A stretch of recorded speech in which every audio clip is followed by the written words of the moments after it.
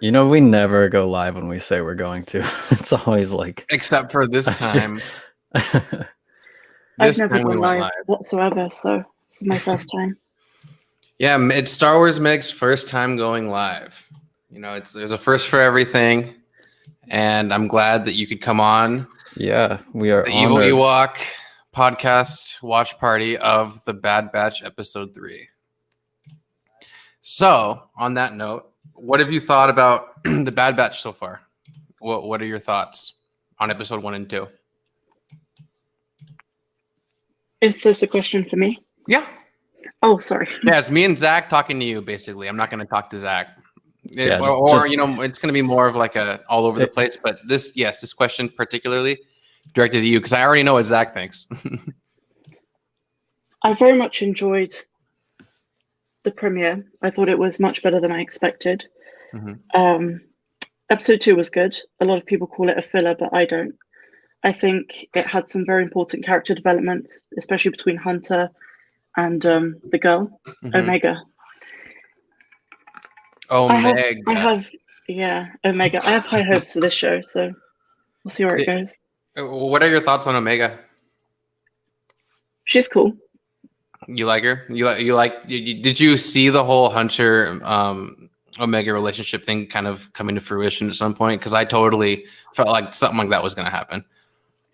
I definitely see parallels between Din Djarin and Grogu with Hunter and Omega's relationship. I've made like 4 or 5 theory videos saying what I think might happen to her.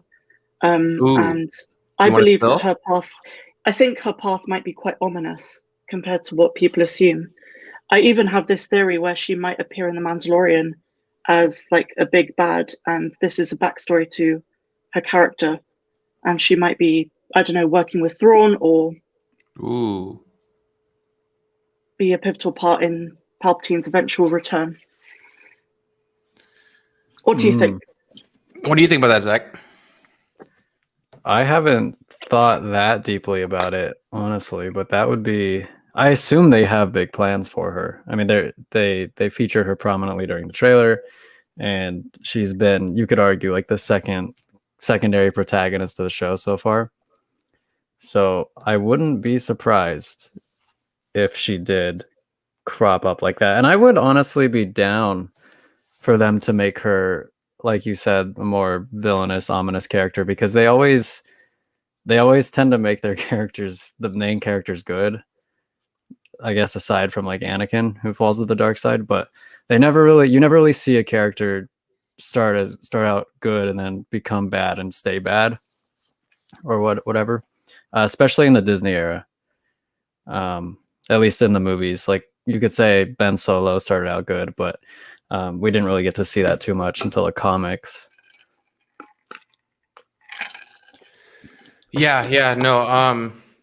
I obviously haven't thought that deeply either. That's why we brought Meg on, so she could spill her theories and her viewpoints on Star Wars. Because you know, aside from having Zach on, I'm very limited in Star Wars lore. So I'm gonna need you to, you know, enlighten me just like Zach does. You filthy I'm limited to I'm limited to like basically like Clone Wars, because I just started Clone Wars like 2 years ago, and then some Rebels, but for the most part it's always just been the main films and none of the books really at all, and none of the expanded universe. So like I'm learning, you know, as time permits, but I find your channel obviously very fascinating because you really dive deep and really add a lot to the fandom in terms of, you know, really spreading out what you know about the lore into maybe possible theories and how they connect. And I think that's awesome. Thank you. It's very kind of you. Yeah, not a lot of people do the theory things anymore. Like even like Star Wars Theory doesn't do them that often. Some other channels that I used to watch theories from, they don't really do them anymore either. And so I'm glad that someone is. So yeah, keep it up. It's super interesting. Thank you. Yeah, I think theories are a very integral part of Star Wars, because we all have them. You know, if you're a Star Wars fan and you're watching the Bad Batch or new episodes of The Mandalorian when the season is around, I think we all have ideas in our heads about where the story is going to go, and we like to use aspects of existing Star Wars lore to kind of, you know, come up with ideas of what might happen next. Yeah, no, definitely. What made you decide to really play your part in kind of the Star Wars YouTube sector? It's a very good question. I think it was around 2018 when I first thought of the idea of creating a YouTube channel. I was a big Star Wars Theory fan. I watched other YouTubers as well, like Star Wars Only, Star Wars Explained. And interestingly enough, a lot of my early videos are kind of funny videos. I kind of wanted to do different sort of things. So I think one of the first videos for me that really blew up was how did Darth Vader poop? How did Darth Maul pee? How did Vader have sex? Things like that. And as I grew traction, I kind of took it more seriously. And then before The Mandalorian season 2 came out, that was when my channel really started to grow. Yeah, you're what now, like 60,000? 63 point something. Oh, sorry. That's awesome. That's awesome. Yeah, no, congrats though. I remember I was getting recommended your videos when you were at like I think 8 or 9,000, and I was like, Star Wars Meg, interesting. So I'm like watching your videos, and it's like, it's literally, I mean, it's like almost the female version of Star Wars Theory, I would say, in terms of like, quality of not only just, it being an engaging video, but the content itself and what you're talking about is something I would never even know or think about really necessarily. So it's nice to have easily digestible content in that regard too, from a female's perspective. Because I know, as you know, I mean, I feel like on YouTube, female creators are far and few in between, and they're really trying to promote a lot of female creators on this platform too. So hopefully they're seeing you and throwing you out there, because you definitely deserve it for sure. That means a lot to me. I'll take that compliment. You'll take it. It'll be backhanded soon. No, I'm just kidding. But yeah, no, I think in regards to Star Wars, I think, and where it's headed, Bad Batch obviously was a huge hit the first episode. People are going to say what they're going to say about the second episode and then filler episodes, however you want to put it. But in terms of just with Filoni in the helm and everything, do you think that Star Wars is finally going to stop the whole divisive nature of Star Wars itself? Do you think that that's we're gonna finally all come to a head and come together as Star Wars fans once, maybe when the Kenobi series comes out and then Star Wars continues after that point? I think Star Wars will always be divisive. Okay. I think the first time it really got divisive was even when Return of the Jedi came out. I wasn't around back then, but from what you see in documentaries and fan-made documentaries about the sort of divisive nature of Star Wars, it really started all the way back then. And then with the special editions, I think in 1997, and then the prequels, there'll always be divisiveness. People will always have opinions of what they think is authentic Star Wars material, and then content which doesn't fit. Yeah, you would think because it's so big and so expansive anyway, that no matter what, there's going to be people that disagree one way or another. But in essence, I don't necessarily know if that's a bad thing, because it creates discourse. No, yeah. Like the beautiful thing about Star Wars is it has so much to offer. Like Meg said, like she really likes the Mandalorians. Like if you like the Mandalorians, Star Wars has that. If you're more into the Force and the Jedi and the Sith, Star Wars has that. If you like bounty hunters and smugglers, Star Wars has that. If you like politics, Star Wars has that. Like it just has so much that even if you don't love everything in Star Wars, there's bound to be something that you do love. Definitely. And Meg, you're getting a lot of love in the chat. But so you did an interview with Bernard Bullen? I did, yeah. And then I can't really speak about why, but the interview's no longer up. Oh boy. Something juicy happened behind the scenes? Oh yeah. Oh, cool. And it's not the first time. So wait, I haven't actually noticed. Do you interview people on your channel? I haven't noticed that. I have started to. I've been speaking to a couple of people who've been in Star Wars movies and in The Mandalorian, and I have interviewed 2 or 3. Actually, I've interviewed 3 people now. One of them was more like a conversation, but they're all recorded and edited. But there's a bit of behind the scenes stuff as to why I've not been able to post them. Oh wow! Wait, was it like after the fact? They're like I don't, I know we probably can't get into specifics, but was it like just one of those, like the way it played out, they didn't like it, or? It's not to do with the person I interviewed, but more to do with how do I word this? Sorry to put you on the spot. I think I catch her drift, though. I think it's kind of like a read between the lines because I'm not actually allowed to say it. Okay. And I don't want to get in trouble. Oh, but Star Wars drama on YouTube always, no publicity is bad publicity. Mm-hmm. Mm-hmm. You gotta get that clickbait. But oh yeah, so a lot of nice comments. Meg's insights opens our minds to alternative scenarios. Thanks, Meg. I too wonder about the ultimate function of Omega. Did you say Omega or Omega? I've been hearing that's a thing. I say Omega. Omega. Yeah, okay. Omega is Australian, I believe. Omega. I think it's Omega. A New Zealand accent. That's true. right. That's right. The Kiwi accent. Yeah, I think Australians and New Zealanders would be offended. My apologies. Hopefully we don't have any Australians or Kiwis in here. Well, Alice A, I think, is Australian. Oh yeah, we were supposed to have fans on this one. I think I actually totally forgot. Oh well, maybe when she pops back on, or is she here?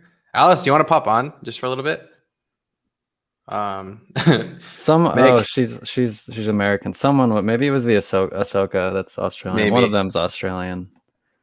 They want to know when we'll get a face reveal, Meg. At some point. At some point. It'll be like the Din Djarin reveal. It'll be super cinematic too. Yeah, I'll get like a Grogu and then take my helmet off. Yeah. Yeah, exactly. Okay, look at this. There's something up here. Do you think that Omega will fit into the lore some way after the series, or does it decisively end somehow? Just knowing Dave Filoni, I just can't see how he would just kill her off. Because a lot of people say, well, the Bad Batch and Omega don't really feature after this point in the timeline, so everyone's going to die. And while I do see that point of view, I would have to say, like we spoke about earlier, I do think we might see Omega in a future show, whether that's like Rangers or The Mandalorian season 3. She might have a big story. I think so too. I mean, just look at Ahsoka. Like, you could have said the same thing for Ahsoka back at the end of, the perceived end of Clone Wars when Disney canceled it. You could have been like, well, Ahsoka doesn't appear in the original trilogy, so that means she must die. And nope. They kind of explained that one. Okay, Alice. Well, I mean, if you happen to get home by the time before the premiere starts, you can hop on for sure. Filoni always kills someone, unfortunately. Yeah, I don't expect them all to make it out of this show. Yeah, dude. I don't know. But anyway, so Zach, you got some hot topics? Oh yeah, I do have some topics in case we draw a blank. Who would be your favorite character from the Bad Batch so far? Just either one of you want to answer. Meg, you can go first. My favorite Bad Batch member officially is Wrecker. But oh yeah. Do you like comic relief characters? Sorry? Do you like comic relief characters? Kind of, but he's just very lovable. Yeah. That's true. I hope that they flesh him out a little bit at some point, because I think I love it when they do that, when there's like a character who starts out fairly one-dimensional and then they carve them deeper. They probably will. I mean, he's got that stuffed toy, Lula. Yeah. And there's going to be probably something emotional with that. Yeah, I mean, as far as we talked about this last time. As far as favorite characters go, I don't really have a favorite yet, because I mean, at least for me, it seems like they all work better all together. It seems like they all kind of build off each other. There's no real like extreme depth to any particular character just yet. I mean, the least of all, Tech probably has had barely anything so far. So we'll see if he gets something in this episode. But I mean, I personally don't really have a favorite per se just yet. I just like all of them work together, which is a really bad, uncommitted answer, but that's how I feel about it. How very diplomatic of you. I am the Senate. Not yet. Colin agrees with me. See, I'm not the only one. And do you guys have any thoughts on who will be killed off? According to Nick, Who will be killed off? I feel like Crosshair eventually. I you think think that it'll be Crosshair's going to become an Imperial. He might be like a stormtrooper, and then or like an officer that just like he just gives up and just takes the promotion and the pay and just leads people to go try to find him. I've read some crazy Crosshair theories. My favorite one is that he's Snoke, and like someone on Reddit did all this like hyper analysis with his face, and That is wild. You mean he's not Mike Pence? Dude, that was when so I saw funny. that, I died. I couldn't stop laughing. I can't look at him the same now. no comment. But okay, so Snoke. Are there any others? Any I other think that's my juicy? favorite one. I've heard a funny theory. This one's obviously just a joke, but I've heard that he might be the stormtrooper that bangs his head in A New Hope. just cause that just seems like a meme. just to have him canonically tied into the original trilogy. Nicholas says Crosshair could become an Imperial Guard. That could be interesting. I know that there was a clone Imperial Guard in Dark Lord of the Sith, the novel with Vader and Palpatine. I think that's what it's called. But there is a clone in that book who is an Imperial Guard. So that could work. Cool. Especially since he's so skilled too. And only the best of the best become guards, obviously. So even though we never really get to see him in action. I know. They're always getting their thrown presence around is just by Yoda. I think in some ways the show has to be a sort of tragedy because it does lead to the rise of the Empire. So Crosshair is much more likely to survive the show than Clone Force 99. Do you think they'll all die then? All remaining members of the Bad Batch? Well, the Rogue One keeps didn't die. So, you never know. That's what makes it interesting. Go ahead, Meg, sorry. No, I was just saying that I don't think they're all gonna die. You don't think they're all gonna die? No. I can't see that happening. So who do you think will die? I really don't know. I really don't know. If you could be like a story writer, a screenwriter on set, and you could be pitching in like the back room, who would you suggest? Dude, Hunter 100% dies at the end. I feel like he has to because he's Rambo. No, it's just like that would be like, especially since they're having this bond with Omega and him. You've got to kill Hunter off if you want to make a huge emotional impact. But then again, they might not, because that might just be the obvious thing to do. Like Omega just watches him die. Yeah, something dark like that. I think Hunter dies. Yeah. Is that what you would suggest? You'd be like, all right, guys, listen, we need someone to die, and I think it should be Hunter. He'll probably die in some dramatic way where he saves Omega's life, and then gives like this manly look to the screen, and then gets engulfed by a phasma like fire. We need to quote that, and if that happens, we got to look at the spread on the odds of that happening and make a bet. My buddy Jacob Briscoe asks, if some of the Bad Batch made it to live action with them mostly defects, would you tolerate different actors than Tamora Morrison? I don't think I would. It's got to be him. But I disagree. I don't think they don't look like him enough.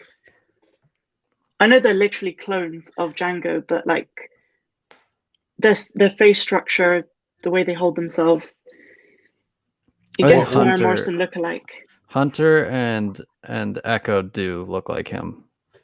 I agree with you. Wrecker doesn't. Mike Pence doesn't, and and Tech doesn't really. But how would they? Okay, I mean, well, like, but in essence, they do all look alike, but they don't because they're obviously, But I just like, how would they even cast like a live action like Wrecker? I don't know. Like you can't, right? I feel like the Rock Johnson. We got to have him on a podcast and see what he thinks about that. Oh yeah, that's attainable. Yeah, dude, just get the Rock on. It's easy. Just email him, man.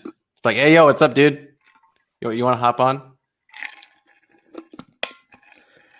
I think Echo could die, but I could also see him surviving. I saw somebody post on Reddit where there's this old comic from the 80s where there's a character who lived in like an abandoned space station who looks a lot like Echo does with like the robotic parts and whatnot. And we all know Dave Filoni loves to pull from Legends stuff, so I just thought that was interesting. That's cool. Yeah, that'd be cool. Omega gets influenced by the dark side and accidentally kills Hunter. Oh my god, that would be dark. I don't know how you can accidentally kill someone like in the dark side. Well, like, I mean, you just lose yourself so much, you sold your soul so hard that you just accidentally throw your lightsaber at someone and kill them. I mean, the Rise of Skywalker almost did it, but then decided to fake us all out with the whole Chewie thing. But I do. Oh yeah, I do. I can't stand that movie. Even that movie is a mess. That movie is Meg, give us your insights on the sequel trilogy. I actually want to hear you ramble a little bit. I've spoken about this a lot on my channel, and it's always controversial, and people always get at me for this. But awesome. I still stand by the fact that The Last Jedi is the best sequel and is one of the best Star Wars movies. Ooh, that is controversial, but I respect it. You mean just by cinematography? Just generally, I mean, you're such an asshole. Just in general, so it's like overall, like where does it rank? So like if you were to have like your top 3 favorite Star Wars films, where would it rank? It's definitely not in the top 3. So I did a video of my top Star Wars films, like ranking all of them, and I think it went something like Empire Strikes Back, then A New Hope, or was it Revenge of the Sith and then A New Hope? It's either Revenge and A New Hope in second and third, and then 4th would have to be The Phantom Menace. Ooh. 5th would be, what did I put for 5th? I think it was The Last Jedi. I think The Last Jedi comes after that, and then Attack of the Clones, Return of the Jedi, and whatever's left. I'm trying to think what didn't we make a list? Did we make a list, Zach? Or you made a list? I made a list on my old channel, but you're not too high on Return of the Jedi then. I love all of the films. I do love all of the films. And I do love Return of the Jedi, but for me, the others that I put above it just are better Star Wars. Yeah, that's interesting because you were talking about earlier how Return of the Jedi was like one of the first examples of divisiveness in the fandom. And that's one of, I wasn't around back then, obviously, but I remember my dad. Dude, you're not like 50 something? I'm not, no, surprisingly. I remember my dad talking about how he didn't like Return of the Jedi that much because of the whole Ewok thing. And that was the first experience I had with like, oh, like not everybody loves Star Wars. Like, I mean, Drunk 3PO's in the chat. He's like 80 or something. What did you think? Somewhere around 80. Somewhere between 40 and 80. It's all the same shit. I love Drunk 3PO. Yeah, Meg. Now you can be sassy to Drunk because he's just in the chat. Are you just trying to piss everybody off tonight? Dude, well, I'm punch drunk, dude. I'm tired. Had a long day. And Drunk, I'm throwing shade because you don't respond to any of my messages I send you. You see them and you don't even respond. So You're too clingy. I always, even if I don't want to talk to someone, I still like something and then just, don't respond, But like, I'm gonna keep it at that. Are you super jealous, Alex? Super jealous. Yeah, that's what Drunk wants to know. Of what? I don't know. Interesting. I mean, when did you say? Maybe he just okay. You know what? I'm gonna give him the benefit of the doubt. Maybe he just gets so many messages from Gina that it just short circuits his brain, and that he can't even see anything other than Gina anymore. So that would actually make a lot of sense. Oh, Charlie's in the chat. What's up, dude? What's up, Charlie? Sup, Alice? Not Alyssa. Alice. Meg, are you around for that meme? Do you know what we're talking about? I have no idea. Oh. Banter. Mark Hamilton. I thought it was Mark Hamill for a second. Mark Hamill pops in. Like, yeah, dude. See, I told you we can get The Rock easy. Yeah. Drunk 3 people. We're gonna cast The Rock as Wrecker in the live action Bad Batch. Yeah. We're gonna get him on here, and we're gonna convince Lucasfilm because we have the power to do that because we have Star Wars. Honestly, if they did that, I'd roll my eyes so hard. Dude, I already roll my eyes so hard in every movie he's in because I'm just so tired of the same thing over and over and over again. He's like not even wearing his Wrecker armor. He's just wearing like a plain white like tank top and cargo pants like he always is. Oh gosh, he's in so many films.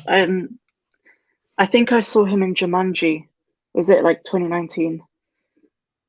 That was a cringe movie. But I like Jack Black. I like Jack Black. I like Jack Black. I like Kevin Hart sometimes. And he's in everything as well. Yeah, who else was in that? Karen Gillan.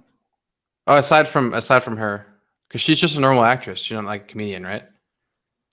I don't know. Nebula is pretty funny. But oh, so she is a comedian. Okay, I had no idea. No, she's not. She's not. But like, who else is in that movie? I think the guy from that horror film, Hereditary. The boy from that film is in the movie. Dude, the guy from that is him. From that show, right? That old Nickelodeon show. Am I tripping? What are you talking about? Is he? He looks like he would be in a Nickelodeon show, so it wouldn't surprise me. Man, He's got the right know. Face for it. I totally didn't make the connection between him and his character from Hereditary. Yeah. Will the next Star Wars movie be in the High Republic era, and we could see a young Yoda? I don't know how well. How many years? Is it like 300? No, it's like 400. Well, it depends on. It's 200 years before the 200. Yeah. At least the books that they've released take place there. But I know that a lot of people don't like the High Republic, so I don't know if they would do that. I gave it a chance. I really gave it a chance, and it sucks. You don't like it? I really can't stand it. Oh, Zach likes it. I thought it was. Well, he doesn't like it. He thought it was passable. It was like, I think it has room. Like they can do something with it, but I just don't like a lot of Star Wars novels because they're kind of wedged between movies, and there's not really room for character growth and whatnot. So I appreciated that it was kind of unrestrained by that, where it was 200 years in the past. But what didn't you like about it? The characters. I mean, I've spoken on my channel about their interpretation of the Force doesn't really match anything we know in George Lucas Star Wars, or even in the sequels. It's not compatible, the understanding of the Force, and also the characters, they're also odd to each other. I feel like the writers of the High Republic comics and the books were trying so hard to get good dialogue and like good chemistry between characters that it seems like they've all got, some sort of condition where they just they can't socialize. It's very interesting. I don't know if I'm wording this correctly, but I think it's like halfway through Light of the Jedi, you're still waiting for anything to really happen. I didn't love how they kind of built the whole thing around the hyperspace accident like that. I was kind of over that about halfway through the book. But this is all your guys' realm, dude. I haven't read. Yeah, you haven't read them. I haven't read the comic. Books. I haven't read the comics, and I heard the comics were especially bad. I haven't read the comics. I've seen some of the comics. Meg, you haven't read the comics, but you're Star Wars Meg. You have to read the comics. I'll read canon comics. I've decanonized the High Republic in my mind. I'm reading the Darth Bane trilogy right now. Those are some good books. They should make that canon. Have you read everything, Meg? No, I haven't read everything. I have very specific things I like within canon, and obviously I give things a chance. But what have you read? Because I mean, Zach read it all. So I have read quite a lot. I grew up where it's like there were tons of prequels novels, which are now legends. My favorite one to this day is The Approaching Storm. I don't know if you've read it. It's the one with Luminara and Julie, and that's a phenomenal book. Can you please have Meg say, "Hello, my dear friends"? She said it. She said the thing. She said the thing. Yeah. Sorry to interrupt you. I just had to. I was laughing inside at that. I really enjoy the novelizations of the prequels, especially Return of the Jedi, Revenge of the Sith. I 1,000% Return of the agree. Jedi, that one. Yeah. Revenge of the Sith is one of the greatest Star Wars books I've ever read. Absolutely. Like I know some passages. I still need to read it for sure. Though. That's something that I will definitely read. It adds so much to the movie. Like, oh, it's incredible. Well, like we had some people that wanted us to read. Oh yeah. To voice over, like a screenplay or like a book, and like have the characters listed out, and we all just read our part as if like we're reading a casting. And I was like, if we do end up doing that, we should just have like but like over the course of, I plan on having, a lot more people in the Star Wars realm on here. And then at some point we just have everyone on and we just read like one of the best like passages from the book or something. I don't know. The Star Wars YouTube community recites the entire script of Revenge of the Sith. we just are casted. Yeah. As like who we want to play. That would be so funny, dude. It would be the most random thing too. It would be hilarious. Because think about it, Meg, no one's done that. And we could be the first. So which character would you play, Alex? Zach, don't say it.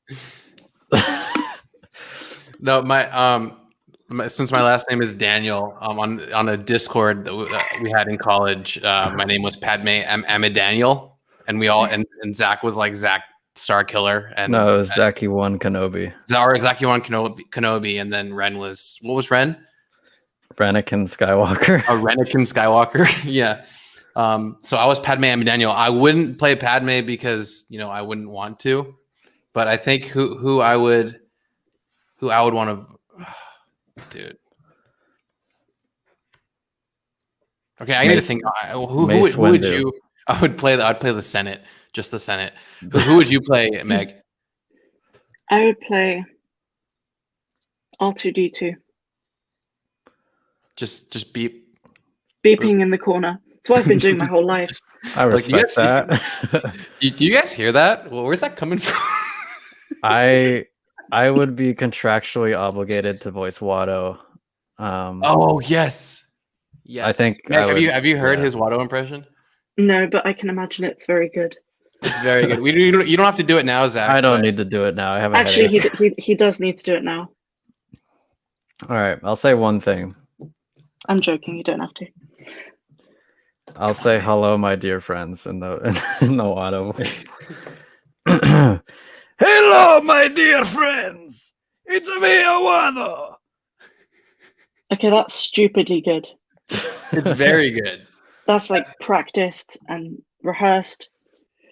No, it's natural. I swear it wasn't practice. Like I just discovered I could do it like a year and a half ago. I was just playing video games with my friends and I just decided to try Watto impersonation and that's what came out. He's just naturally a Middle Eastern businessman. The And in some sexiest way- Toydarian in the galaxy. In some way, Watto is inside of all of us. Yeah, one way or another. It's really a beautiful thing. It's all about finding him before we die. It's all about being the Watto and not being Wattoed. I think you're really Wattoing it down. Okay, I lost. That was a good one. That's a good one. round of applause. No, never mind. Cringe. The sexiest, yeah, exactly.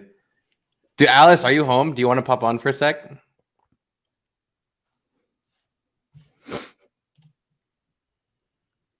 Zach likes toying with voices a lot. Have you tried other impressions? Have you actually explored the extent of your talent? They're not as good. I'm sorry to disappoint. Well, at least you're self-aware. Yeah. Some people think they're like the best thing ever, and then they suck. No, I'm only the third or fourth best thing ever. I guess the real question is, Meg, can you do any impressions? I was able to do on my channel, I can't remember what video. I know what video it was. It was a theory I did where the ghost of Yoda speaks to Luke, and I tried to do a Yoda impression. And yeah. How'd that go? It strained my throat, but Well, you some should. people said- Watto messes with Zach's too. Oh yeah, it's hell. You have to take one for the team, Meg. the thing is, the reason I can do one is I have quite a raspy voice, and you just got to tap into that lower range. Yeah. And it's mainly because of the type of singing I've done pretty much since I was a teenager. And then You can sing? like I've done a lot of screaming vocals, like in metal and things. Oh, cool. That's sick. What other talents do you have, Meg?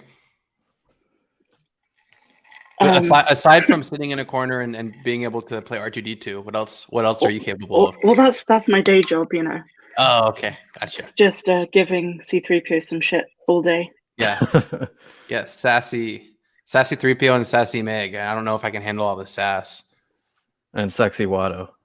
And sexy Watto. Yes, always. Meg could automatically like any Imperial officer. Probably play or something. I think there's a verb missing. I agree. English is hard sometimes. It's okay, Sometimes it's hard, but oftentimes it's soft. You know what's what's really lame. Sorry, I had to take a moment. I'd take a moment for you. But what's really lame is that Kat. Even though she couldn't be on, she's not even popping in. She's not even like, oh hey, fellow Evil Ewok podcast friends. Are we gonna kick her out of the podcast? Huh? Are we gonna kick her out of the podcast for this? There's gonna be a lot of we're gonna consult with the shareholders and the board members, and we'll see what see what happens. Cast your votes. I think we're Meg, we're definitely gonna do podcasts too. It's just because the watch party's happening. Like we only have so much time, but we're thinking of doing it on Sundays. Like, are you ever free on Sundays? I think that could work. Yeah. Yeah, like we might at some point just start bringing people on and having a roundtable discussion, maybe about the episode prior or something, or whatever's going on. Especially when the Kenobi series hits, we're definitely going to be doing that every Sunday. So I'm excited for that. And speaking of Kenobi, let's transition into Kenobi. What are you excited for with that series? What do you expect? And yeah, you have the floor. I think the Obi-Wan series, I spoke the other day about my worries for the show. having looked at the writing team and things. But I think a lot of my worries were alleviated when Ewan McGregor went on Jimmy Kimmel the other night and spoke about how good the script is. And I know he's trying to obviously promote his own series, but no, I'm very much looking forward to it. And I think just seeing Ewan McGregor as Obi-Wan, seeing Hayden Christensen as Vader, even though that's really confusing because unless we see Vader with his helmet off, it's just going to be James Earl Jones, surely, doing the voice. He's just in the Hayden suit. Christensen was behind the mask, I swear. It's just, what was that? I mean, I don't want to peck at James Earl Jones at all, but have you seen the Family Guy thing where it shows like James Earl Jones in the outfit. I've seen that. Yeah, that's gold. I would pay to see that live action. Just saying. But yeah, I think James Earl Jones has lost a lot of weight over the years. If you've seen him like 2 years ago, he's so much thinner than he used to be. He's killing the game, dude. I'm glad that he loves Star Wars so much, and he's not like a Harrison Ford. I love James Earl Jones. Like he's got my favorite voice of all time. Like, oh my god, like you can't beat Vader's voice. I think if they do like a Vader autobiography, he's got to do the audiobook for it. Oh yeah. Oh yeah. That would be so cool. I would be Audible just for that, even though. Dude, he's pushing 90 though. That's I can't believe it. No, he's timeless. He's not human. He's gonna live on forever, or at least he needs to. I hope so, I feel the same way about John Williams. Yes. Oh yeah, he's old too. Oh, I have to say him more than anyone affiliated with Star Wars, I think, is like a treasure that should never leave. He's his music, man. I used to actually play saxophone back in the day. A little tidbit on me. I was in music and everything. And John Williams, I think, is the whole reason why I wanted to do band in middle school. Not Hans Zimmer. I like Hans Zimmer, but John Williams, like, I don't know, it's just so cool. Like the classic, like the way he can combine classical music into like kind of a modern form that is timeless and works with everyone. I think without him and like a couple others, classical music would probably be, a thing of the past, or just, for certain demographics. Whereas now it's like kind of widely accepted because of John Williams. People are like, "This classical music is awesome," and said it'd probably be taken over by not that this is a bad thing, but like Cardi B or rap. I think. Oh God. I think it would be. I think it would literally be that would be what people would refer to as like music, because so many people listen to it, and not very many people were exposed to the beauty that is classical music. And I'm glad John Williams is on the forefront of that cause, because it's truly beautiful what he can do. Modern day Mozart. I mean, whether you like Mozart or not, I guess that's how that. He will go down as one of the best film, not just like Star Wars composers, because he's obviously like the Star Wars composer, but one of the greatest film composers ever. Like, you just look at his resume. I think he's been nominated for an Academy Award like 50 something times. I mean, he's the GOAT. He's the GOAT. He deserves all of it. Oh yeah, absolutely. The beauty of John Williams' music is he understands how to put emotion within a scene into music. It kind of clicks in his head. I remember watching the making of The Empire Strikes Back, and one of my favorite pieces in all of Star Wars is Han Solo and the Princess. And the most emotional moments where that song like plays, in the Force Awakens trailer, right? I'm thinking more when Han goes into Carbonite to be taken to Jabba's palace, like when he says "I love you," and when she says "I love you" and he says "I know." That's the same theme, isn't it? I don't know the Force Awakens trailer music. We're not all trailer. Yeah, we're not all trailer editors like you, man. Listen to the Force Awakens trailer. I'm pretty sure it's the Han and Leia theme. Anyway, go ahead. Sorry. But yeah, he saw the scene and then instantly knew how to translate that into a piece of piano music, and then that transposed into writing the parts for the strings and then for the brass section. And it's honestly hands down one of the most timeless, romantic, classical themes in all of cinema. Amazing. Yeah, no argument there. I also think one of my favorite pieces from the original trilogy is A Jedi's Fury. I think he captures Luke's emotion, Vader's, like the whole scene is just encapsulated in that score, and it's so perfect. I mean, now that we're building off of John Williams' music, what would be like your top 5 tracks if you can think about them off the top of your head? Chat, put them in chat too, guys. Yeah, tell list us your all favorite John Williams music, like three of your favorite. I'd say for me, Jedi's Fury is probably. I made a list. Remember, I made a list, a video. Zach, do you remember that? Did you make a video? I remember you talking about it on one of our other streams. Yeah, I can't remember what my list was, but I think Duel of Fates is my favorite. But like the variations of Duel of Fates are what I like too. Like the ones that are like what's played in Attack of the Clones. That variation I like more than the original. With Darth Maul's appearance. I don't know if you know what I'm talking about, Meg. But that one, and then Padme's Ruminations. Oh yeah, that's good. That's a good one. That's a good one. That's like I don't know if it's in my top 3, but that's one that sticks out to me right now. And then the Arena. Yeah. Love Pledge in the Arena. That one I think that's one of those beats that everyone can be like, fuck yeah. You know, so just like the Star Wars opening theme, you know, it just gets you going for sure. Oh yeah, here it is. Yeah, Love Pledge in the Arena. Good job, T Money. Yeah. T Money. What about you? What about you, Meg? I would say I'm very big into the Star Wars soundtracks. Someone in the chat actually posted one of my favorites, which is Confrontation with Dooku and Finale, the Attack of the Clones ending. And some people don't listen all the way till the end, but something beautiful about that piece is after the strings die out, right at the end, you kind of hear, I think it's the double bass, playing the Imperial March extremely slowly and quietly, and it just fades out. It's like after all of the big, ending music to Star Wars, and you get that transition, that hint of like Vader is coming in the next film. Ooh. And that's really haunting. I need to watch that now. I didn't even notice that. Same. I remember, I think at the end, what I remember is like that one theme that plays, and then when Dooku arrives to Sidious, there's like the throne room theme that plays, and then that's all I can remember, at least from what I recall. But yes, Anakin's dark deeds, definitely up there. Binary Sunset, obviously, but like I think aside from Binary, I think we should make our decisions aside from Binary Sunset, because that's like one of the most revolutionary pieces of music ever.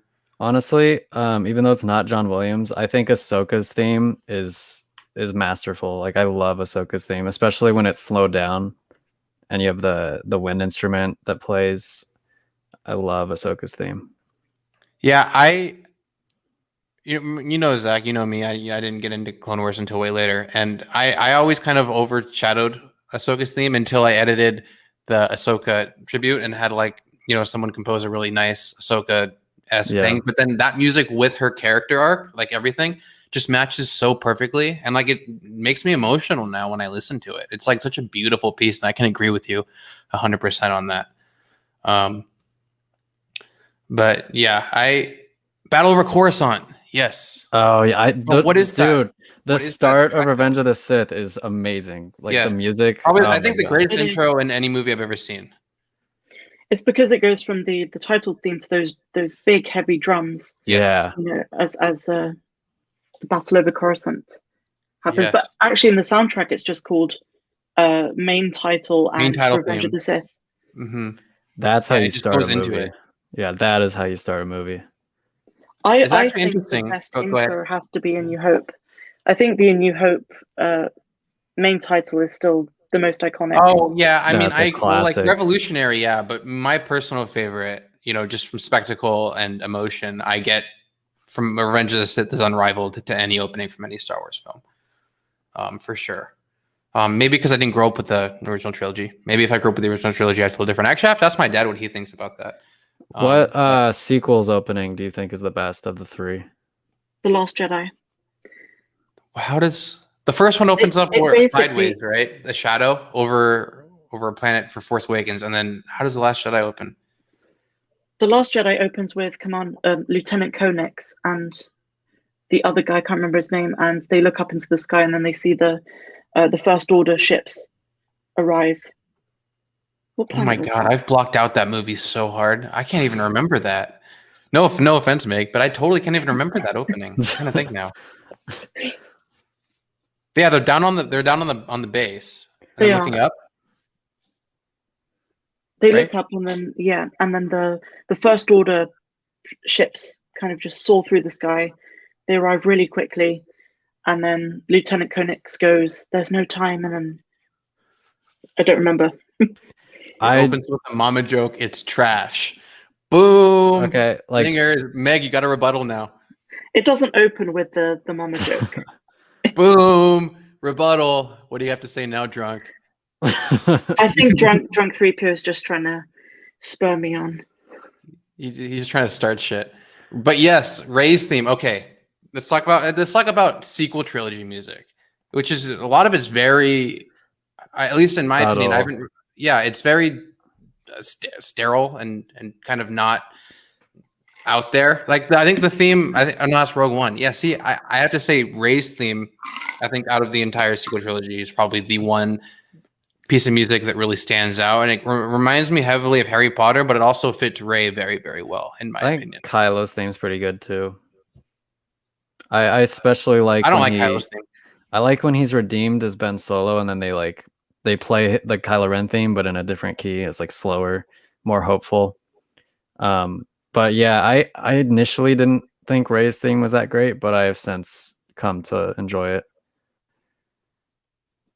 I also share that opinion. I would say I wasn't a big fan of Rey's theme. It was actually The Rise of Skywalker that changed that for me. There are two really great pieces in episode at the 9 end of well. at the end of Trost? Not at the end, basically when she's training, and I think it's literally called The Rise of Skywalker.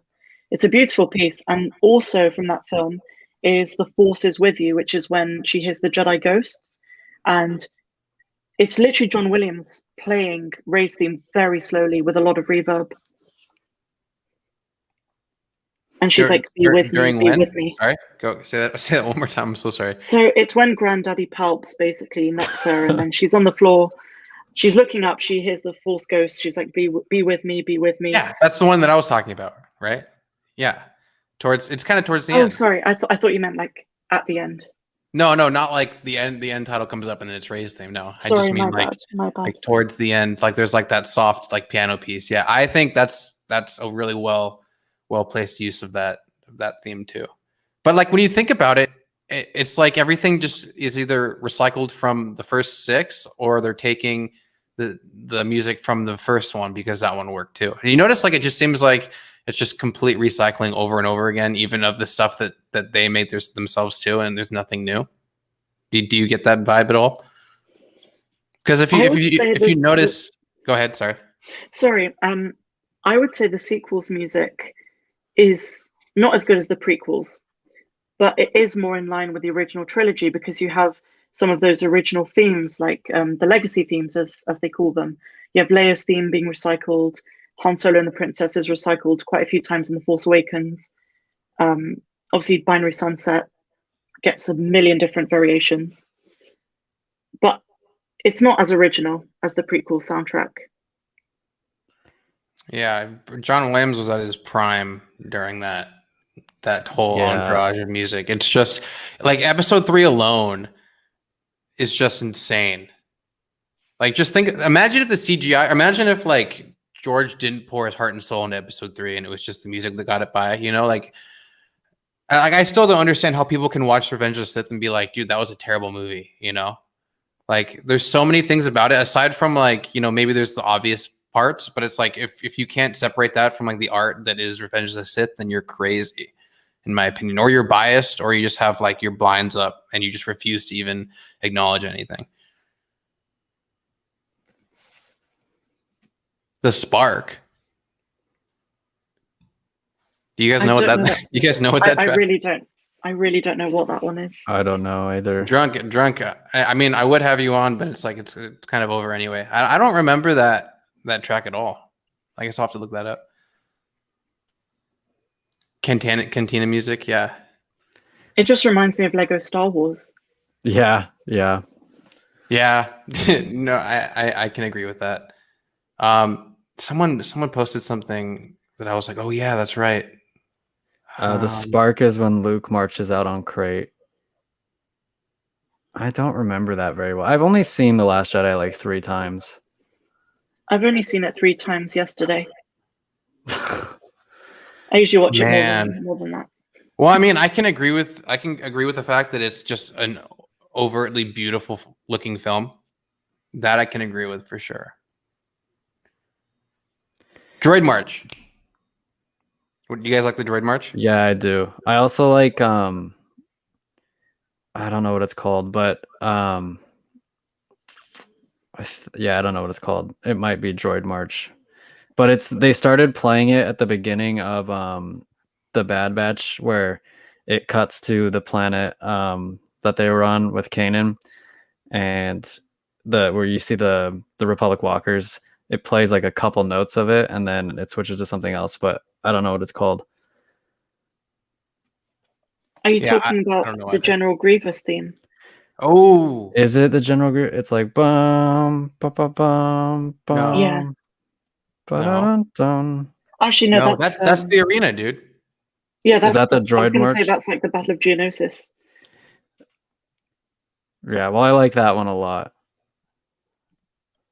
Wait, yeah, that's the arena. The one that you like. The March on the Temple is the same as the arena from Attack of the Clones, but in the Droid March is like the trumpet fanfare one. Do you remember? Like the dun dun dun dun dun dun dun dun dun dun dun. Yeah. Let's just acapella the entire. Yeah. Well, anyway, we're about 7 minutes out. Do you have any theories about what we'll see or predictions that we'll see in this episode? I mean, I know it's called Replacements, and they get stuck on the moon, but I don't know anything else about the episode, and I don't know what to predict. Really? Nothing? Meg, No. you gotta give us something. Yeah, so you're Star Wars Meg. I think my prediction is that Omega is going to say something, and then Hunter's going to say something, and I know for sure there's going to be end credits. What if there's not? See, if there's no end credits, let's make a bet right now. There's going to be no end credits. What's the spread on that? No, are we doing over or under 28 minutes again? Oh, wait, no, I think we know how long it is. Do we? Right? It's 28 minutes. It's 28 minutes with credits. Oh, so it's basically. So if you were going to go over under 28 minutes, everyone wins. Or I mean, everyone loses. So it doesn't seem like it's going to be the episode with Fennec then, if they're stuck on a moon. Drunk 3PO, are you still boycotting the show? Have you seen any of it? I feel like he is. Which is totally cool. You know, you do your thing, bro. I saw a video of Drunk 3PO a couple of days ago where he said he's not watching it. I mean, he came on and he left before it started because he said he was boycotting it, which is totally fair. Which by the way, he had like the funniest stream the other day. I don't know. He was doing the privilege quiz or something, and it was like Disney. Did you guys know about the whole Disney Ola, whatever it's called? Yeah, I saw that. That. Dude, is this the questionnaire about privilege? Like, how privileged are you? What is it like official? Like it looks like a joke. It looks like a South Park episode. Yeah, dude, it's so funny. It was so funny. I was watching that stream while I was getting my second vaccine too, and I was like listening to it, and then I was typing in when Drunk said, "Where are my Ola people at?" And I'm like, "I'm brown." So and then he just started cracking up. Dude. It was so funny. Like his streams are so funny. Drunk, your viewers are hilarious too, man. I don't even know if he's here anymore. No, he is. He said enjoy the show. Oh yeah, he probably just left. Yeah. Yeah, 5 minutes left. Meg, are you staying on with us to watch, or are you popping off once it starts? I might disappear if that's all right. That's totally cool. Yeah, Cat's the same way. Yeah, Drunk's still here. dude. Dude, his streams are hilarious, man. We gotta, you know what, Drunk, you should have all of us on one day, I would love to speak to Drunk 3PO. I think that'd be a lot of fun. dude. It would be hilarious. We'll get Kat and everyone, and then we'll even bring Theory on because Drunk, is like best friends with him, of course. The 'Cause he's gangs Drunk 3PO. and Gina, of course. Yeah, so we'll have Gina on too, and then we'll get The Rock after that. We'll get The Rock. Mhm.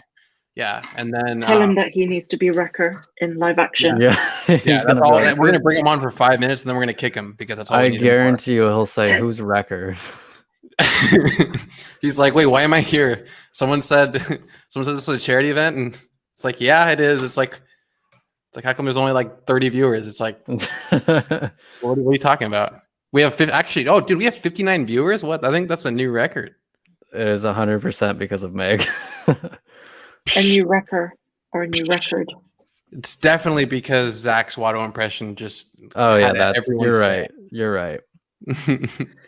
Yeah, I mean, Meg, like we'd love to have you on, like as much as you can, if you're down to pop in. If not for Absolutely. just 10 minutes, 20 minutes Absolutely. here and Oh there. yeah, this was fun.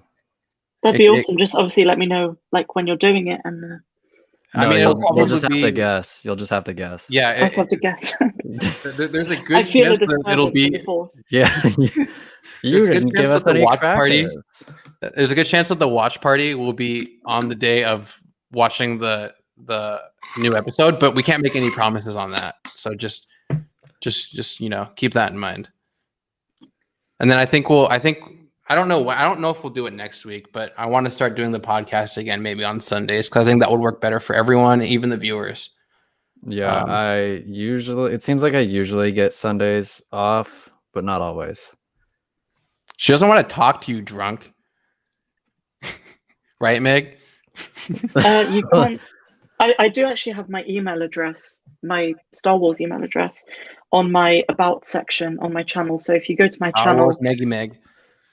exactly, yeah, it's literally Star Wars Meggy Meg. Dude, I was laughing when I saw that. I was like, that's sick. Because someone's already taken Star Wars Meg, so Oh, Sue him. You got to sue I need him. to sue him. But I'm not Yeah. American, so I don't sue for everything. we'll sue them for you. That's what we do. The British don't sue? Not as much. We kind of just scoff and tut and They duel. complain to our families and friends about things that happen. Actually, now that I realize, I think Meg has more star power than Drunk now, huh? You have more subs than Drunk 3PO, right, Meg? I grow more powerful in the dark side every day. Yes. Yeah. She sold her soul, Drunk. You gotta do the same, man. You gotta buy Disney day Plus. Then you'll get more subs. We grow Then closer. you'll get verified. and You probably make a closer. shit ton from all your super chats anyway, so you don't even care. So it's cool. You have awesome fans. And it Good, is good you bring Meg and maybe time. how many? Oh shit, dude. Yeah, It's 1 Colin, minute until the all you episode. guys. We will have you on. I think next week when Kat can be on.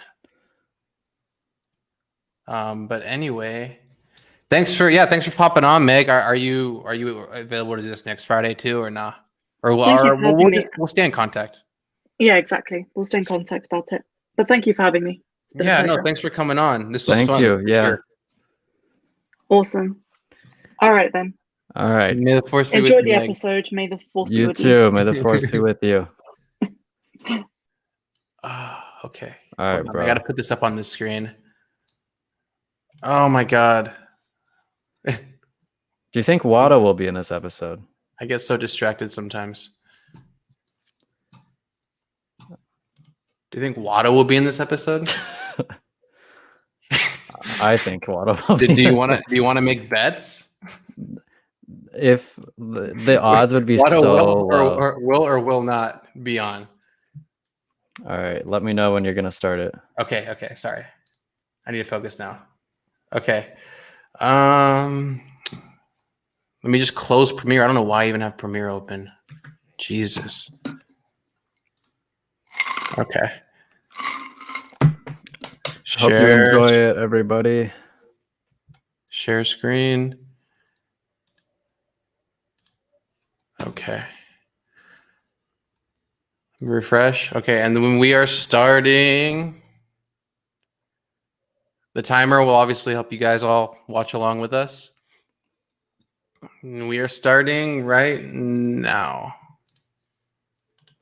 I literally have to click that twice. Okay. Because we obviously can't stream it, so.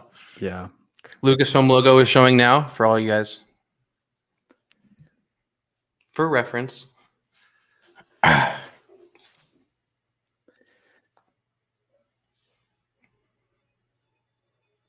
I like that they added more like Clone Wars-esque characters to that. What was that? I like that they added more Clone Wars Bad Batch characters for that intro. I was totally looking at Drunk's comment. Okay.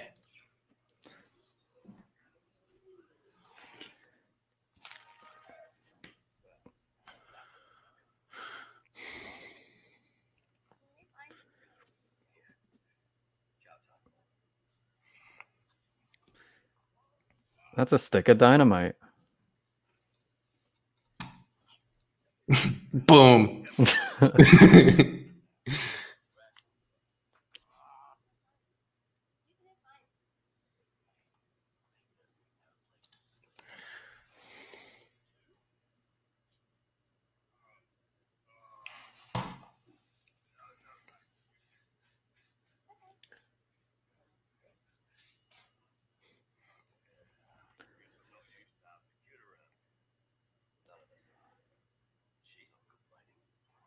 He's like a total dad now.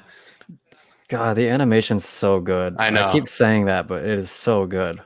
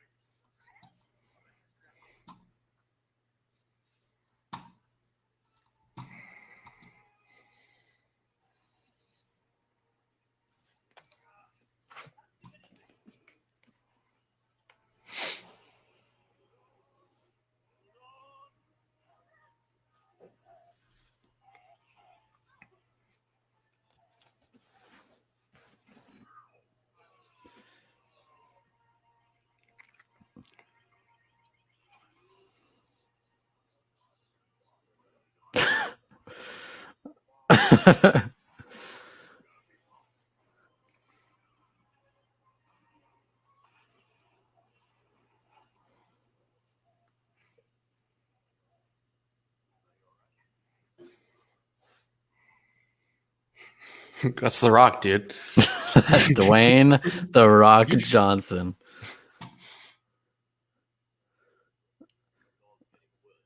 And Kevin Hart will play Omega.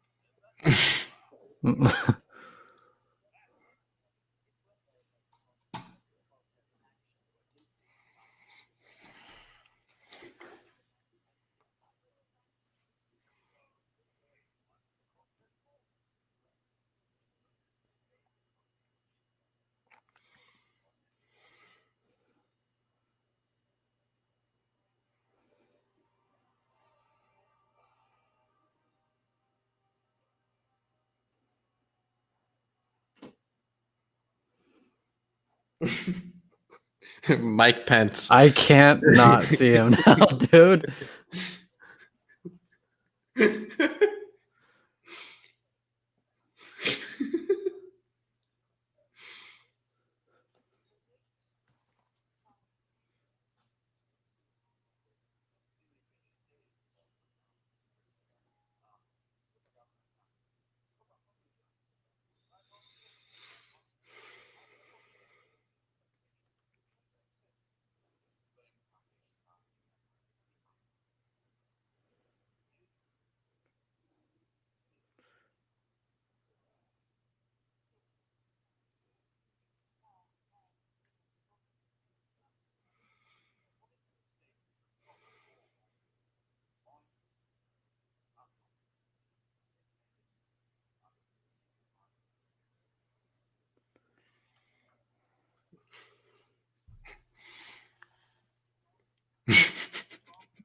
Dude, he looks like he's from Frozen or something.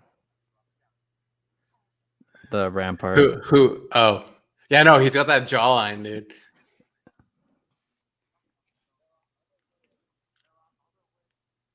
He's like in a boy band or something. Yeah.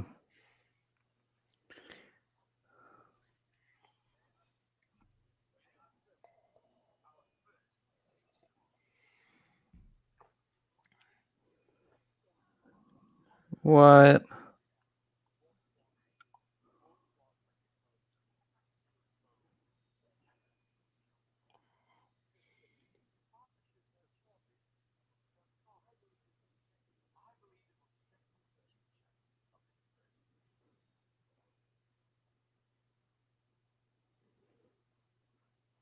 That's weird to see non-clones in clone armor. Yeah. It's like, actually, I was about to make a Halo reference, but you wouldn't get it. I have played Halo. Yeah, but not the new ones. I haven't played 5, that's it. It's not like the Spartan 4s. Like, they're not actual Spartans. Right. Yeah.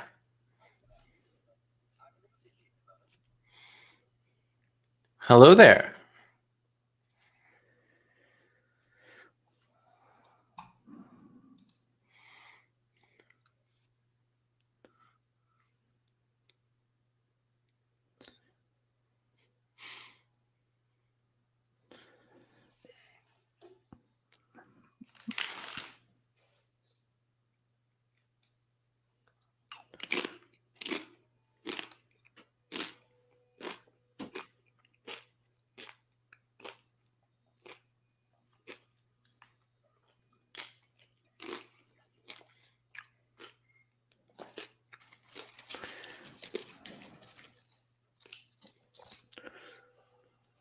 It's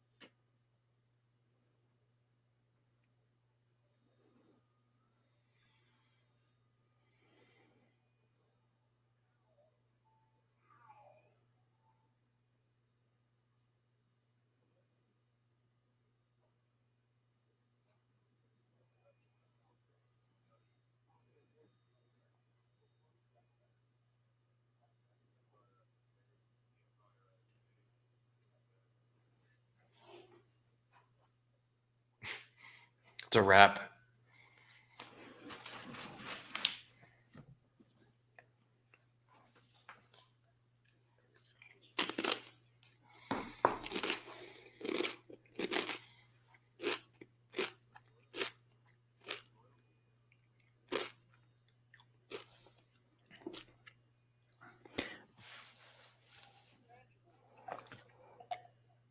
Another one. I don't like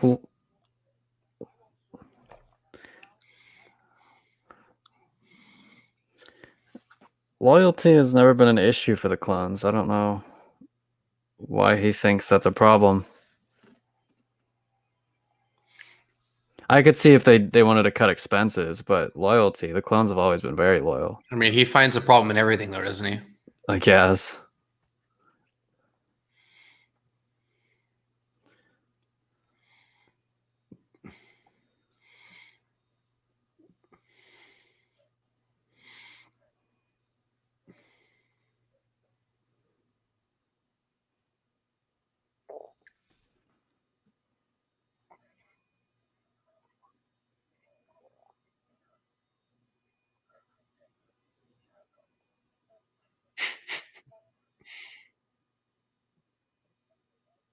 You need a headband.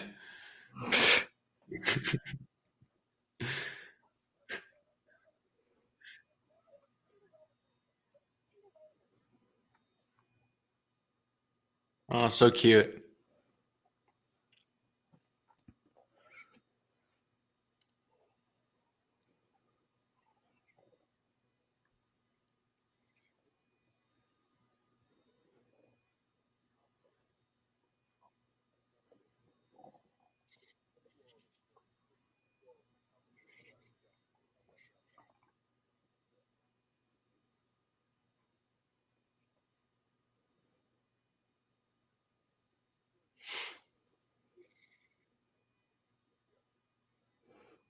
I want that man to die. Dude, he reminds me of Malfoy.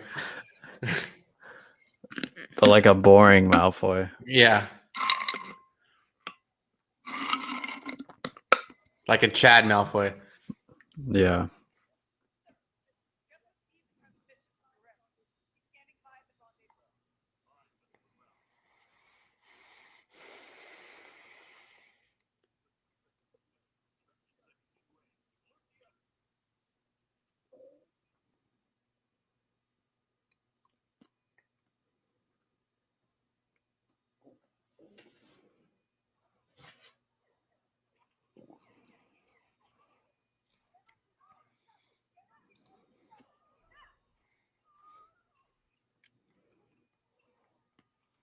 What's up, Emily?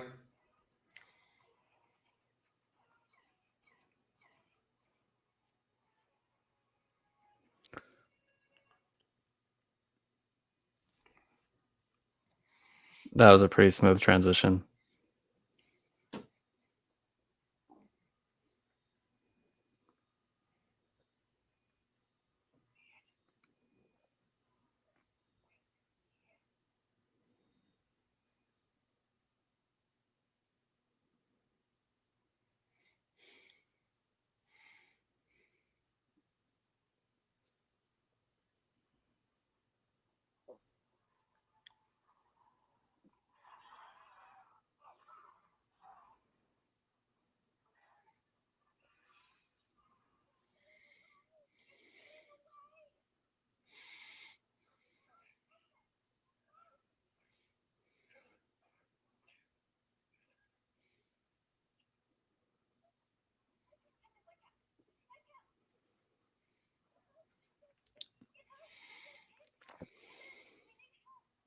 Tick.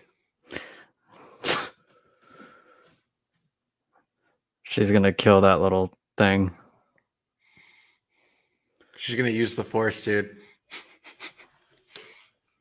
Just kidding.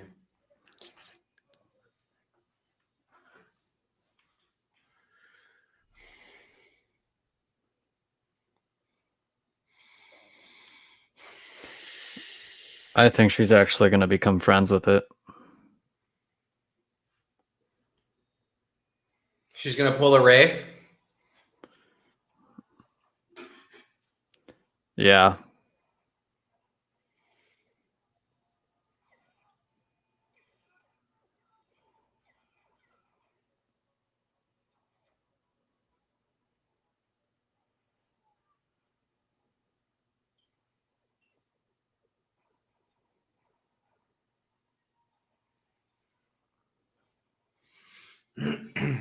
What's up, Daniel?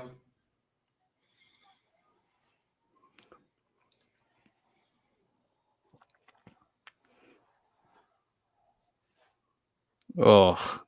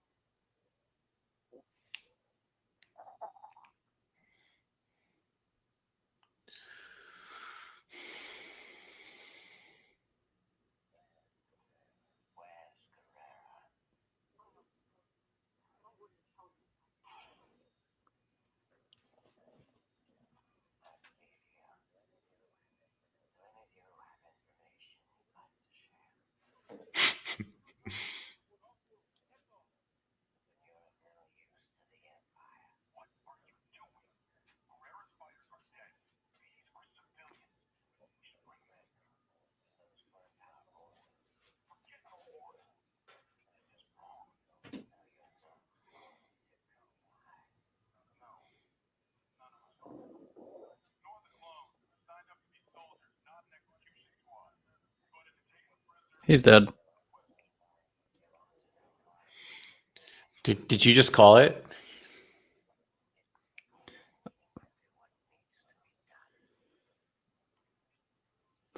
Yep. Dude, you literally called it. You're like, I want to see him dead.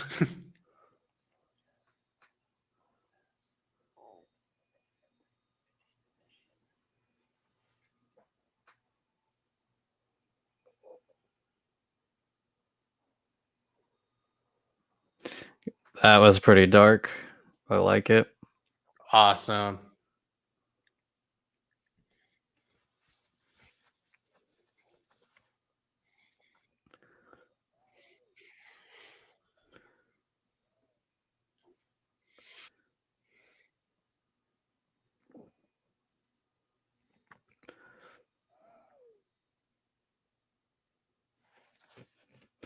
I think there's a chance this creature could become the team pet.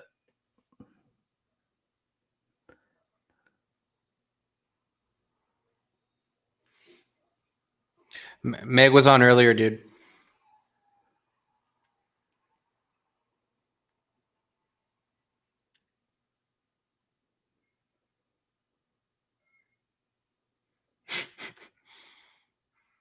Yeah, Zach, you are always right, dude.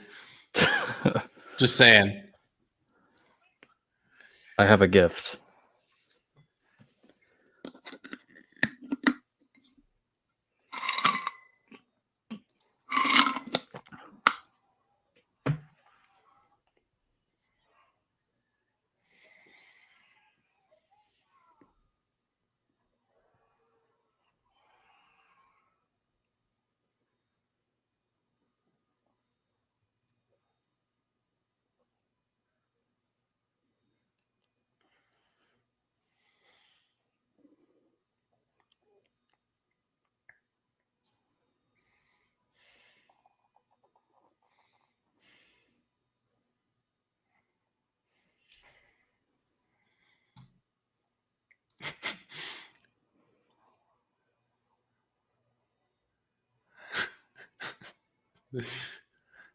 I think Zach's right again, dude.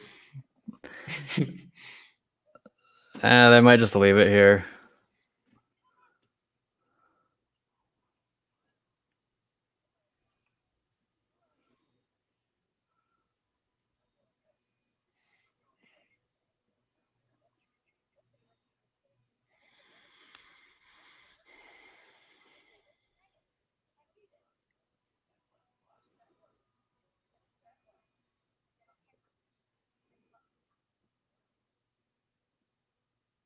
The Pat.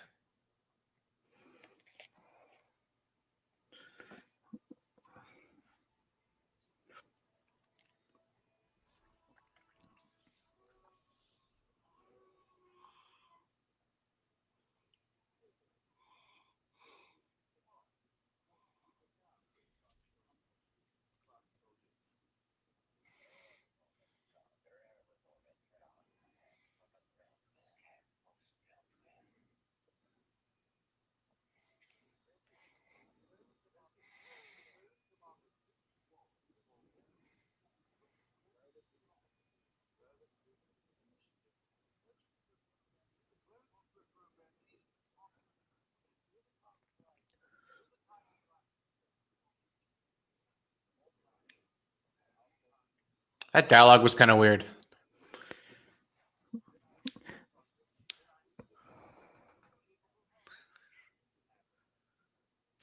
They also didn't send a probe to spy on that mission.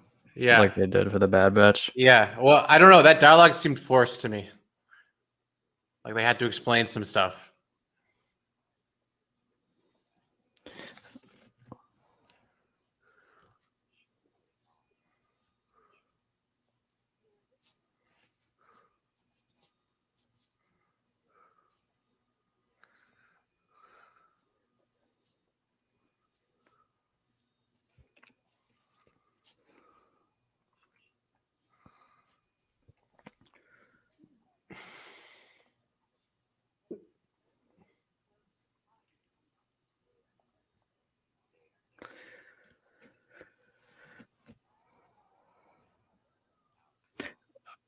I wonder if they're gonna do a clone rebellion, like in Battlefront 2, the old Battlefront 2. Ooh.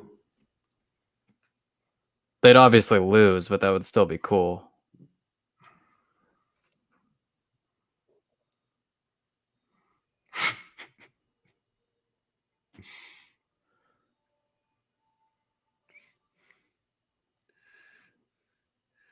Mike Pence did the job.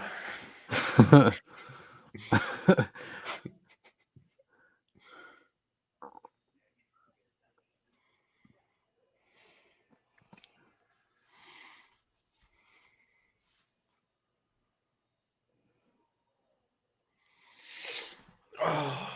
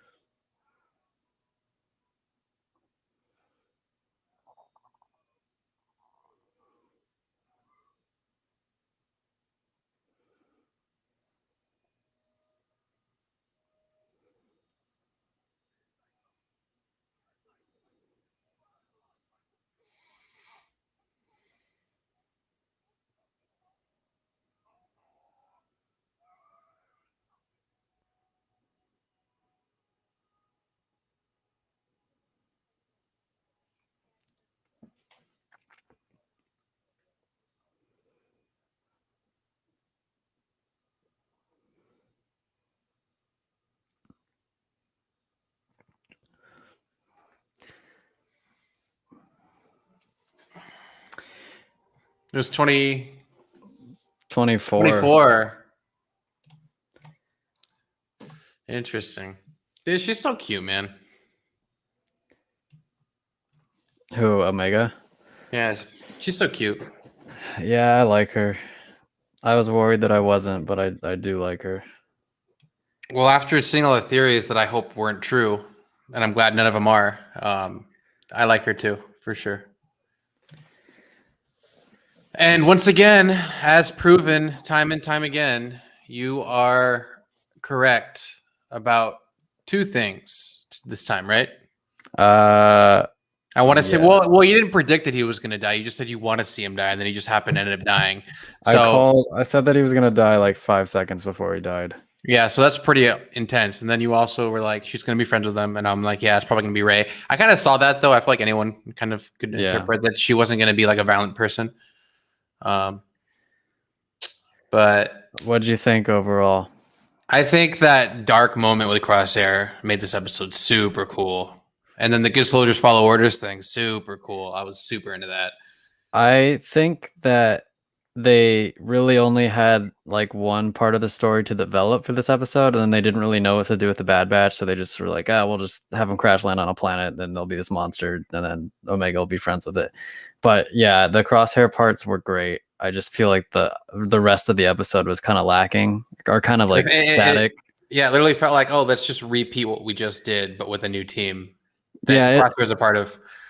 It felt a lot like the the Frog Lady episode from The Mandalorian, except Yeah. I think worse. Definitely not as fleshed out. But yeah, the crosshair part was great. Like I like that.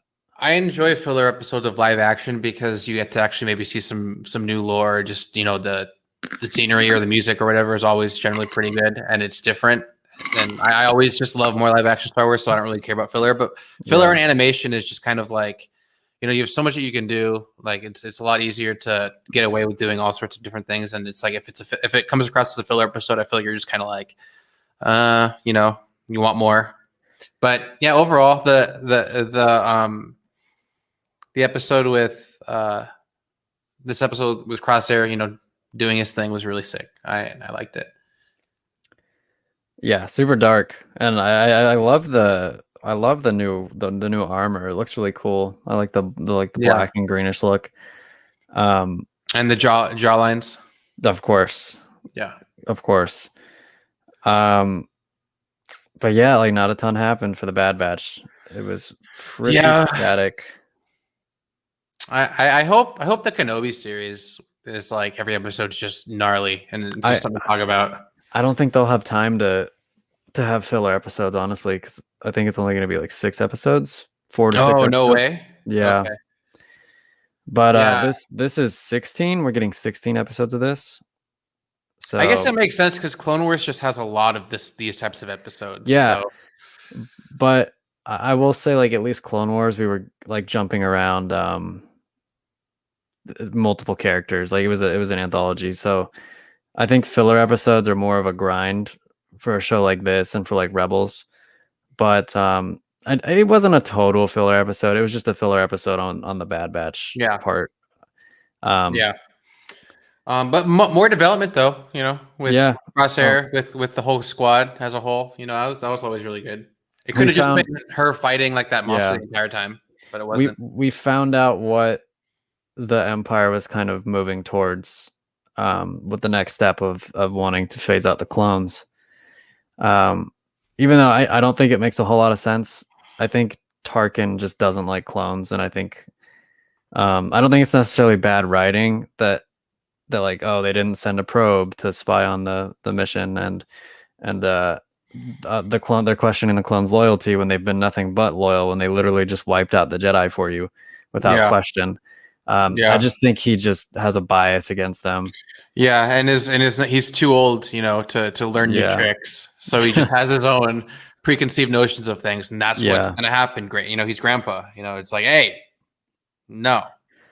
But I do think that they're gearing up for a clone rebellion, a Kaminoan clone rebellion.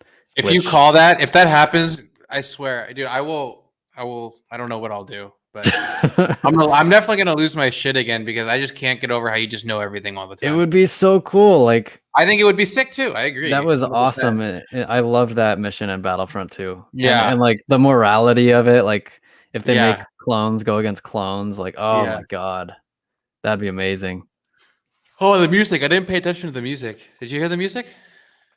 No, it's usually I'll have to watch it again. Yeah, the second viewing or third viewing, I pay more attention. Colin says he liked the music. But like, what did you guys think of the episode?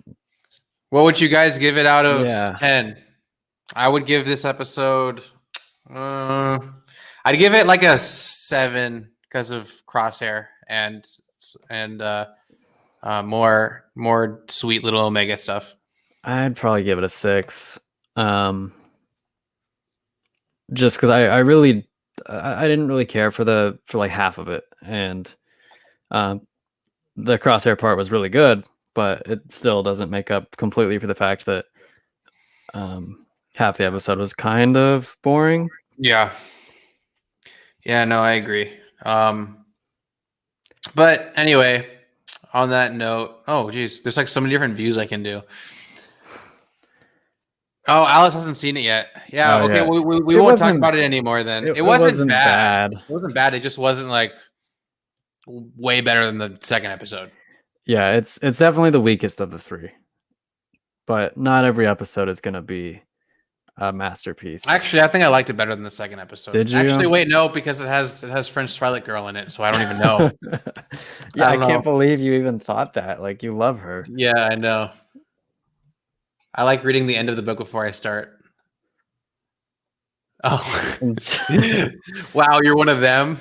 No, just kidding. I did that for Deathly Hallows, Zach. You I read went the to- end first? Yeah, Jesus. I was young and I walked into a bookstore and I was like, I'm definitely not going to read this, and I opened it. Dude, I actually got like someone in the store was like, you can't do that, and I was like, oh, and then I just kept going. I used to read books in Barnes and Noble, and then like, yeah, I'd read the entire book. Like, I'd stay there for 4 hours, read the entire book. Oh and my then- god, that's sick, dude. Yeah, but I guess we can talk about it a little more. There's really not a lot to talk about. Yeah, Like, not a lot to talk about, but do you think overall though, I'd give it a 7. do you think Cody will make an appearance on the show? So I don't know anymore, because before the show started, I kind of envisioned, like, this was before we got any like, at least the second trailer, I kind of envisioned Cody in the role that Crosshair is currently filling, where he's hunting down the Bad Batch. But now that Crosshair is doing that, I don't know what major role Cody would play, because I imagine he would be doing a similar thing. You know what I mean? Yeah, I agree. But What would we rate the series? Like, I think we'll close it on this note. I think, what would you rate the series on the whole so far? Like, if after watching the first episode, what were you like? Okay, this series is an 8, right? Yeah. Okay. After the second episode, where did it go? 6, 7?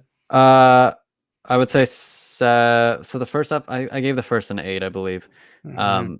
So after these two combined, I'd probably put it at a 7-ish so far. But that's really unfair because it's only been 3 Yeah, episodes. it's only been 3 episodes, and after the third episode, I would keep it. Yeah, I'd keep it 6, 5, 7 for sure right now, because it's just a build up. You know, you can't give it a 10 or an 8 or a 9. You know, it's like, Yeah. But anyway, thanks for stopping in, guys. I think we hit 60 something. It's at one point. I saw that we hit 66, and I was gonna comment on it. Order 66. Yeah. Awesome. But Awesome. I think we got a little higher than that. But thank you everybody for showing up for the 3rd time in a row. We almost didn't have this one. Almost didn't happen because I was tired and Kat couldn't come this time. So I was like, oh, I kind of want to just stay home. But anyway, The show must go on. the show must go on. Thanks for stopping in, guys, and we'll see you guys next week. We're gonna see you next week, eh?